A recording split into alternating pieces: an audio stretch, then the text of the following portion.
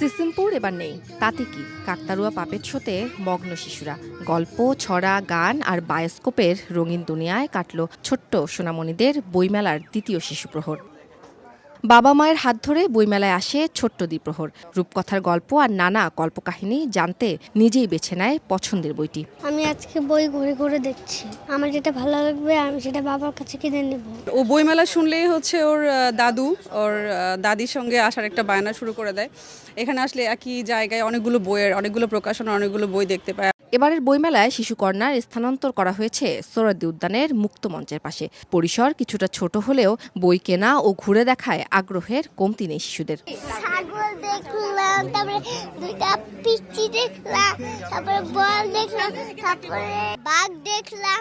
বাঘ পায়রা মাথায় দিয়ে তায়রা, বউ সাজবে কালকে চড়বে সোনার পালকি। আমি সেখানে পাপের শো দেখেছি।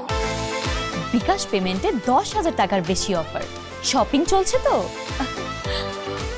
বিক্রেতারা বলছেন শিশুতোষ বইয়ের প্রতি আগ্রহ আশা জাগানো। এবার তো বইমেলা হবে কি হবে না এর ভিতরে ছিলাম।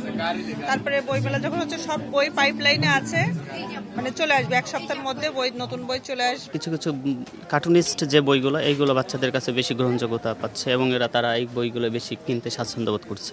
শনিবার মেলায় নতুন বই জমা পড়েছে 13টি। পাশাপাশি প্রতিদিনের মতো থাকছে বইয়ের মোড়ক উন্মোচন অনুষ্ঠানও।